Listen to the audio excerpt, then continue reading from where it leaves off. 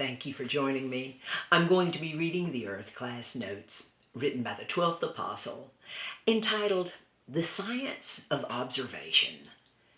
Consider how few, during their brief life here, ever understand that God's entire purpose and plan forever rested upon the sovereign choices that His Son, Jesus, would make, and His finished work in obedience to the will of His Father.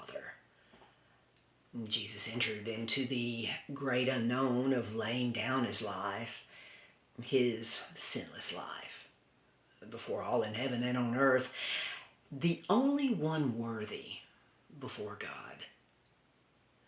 And He became the final sacrifice for the consequences of all sin, evil, and death, forever proving His Father's justice that was questioned so long ago. All eyes in heaven were upon the Son of God, as the greatest event that will ever occur had taken place upon that same hill that Abraham raised his hand to sacrifice his son Isaac in obedience to God. Jesus dedicated His entire life to the will of His Father. Therefore, the importance of everything He accomplished was magnified before God, as Jesus' entire time upon this earth was in obedience to the will of God, His Father. Jesus had access to the Old Testament record. This was one source from which He learned ancient history.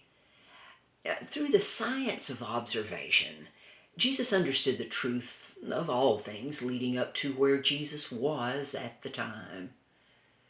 None of the 11 apostles understood, as you and I do today, the extent of how God's Son had to learn everything available to Him completely, on His own, overcoming this world.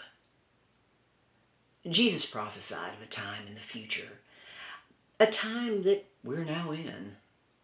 He said, "Verily, verily, I say unto you, he that believes on me, the works that I do shall he do also, and greater works than these shall he do, because I go unto my Father."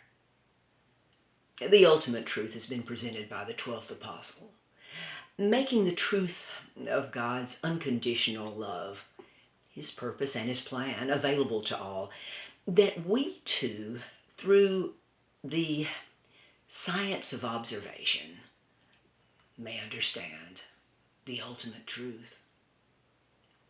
Until